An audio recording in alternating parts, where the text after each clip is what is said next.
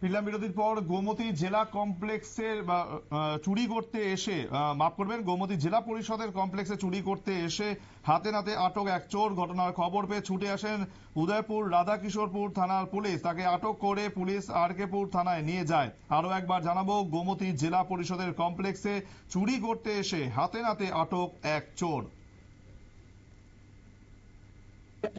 আমরা চুরি হইতেছে, আমরা তো এফআইআরও করছি থানায়, আমার সেক্রেটারি সাহেব বলেছে আমরা যে ডাইসের যে অফিস ভাড়া দিয়ে রাখছি আমরা, তার সিসি ক্যামেরা আছে। সিসি ক্যামেরার ফুটেজ দেখে দেখলাম যে চোর যে আইসে আমরা এটা স্পষ্ট দেখতে পাচ্ছি।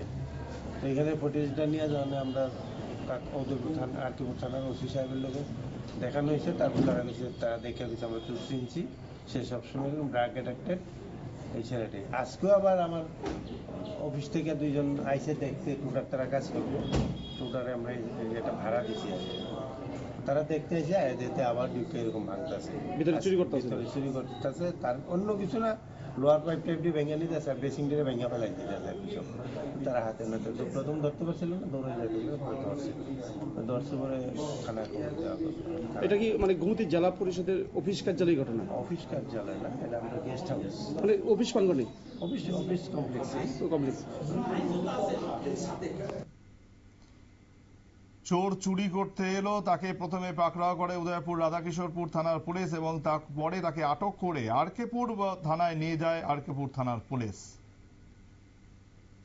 সময় আরো একটি বিরতির, সঙ্গে থাকুন।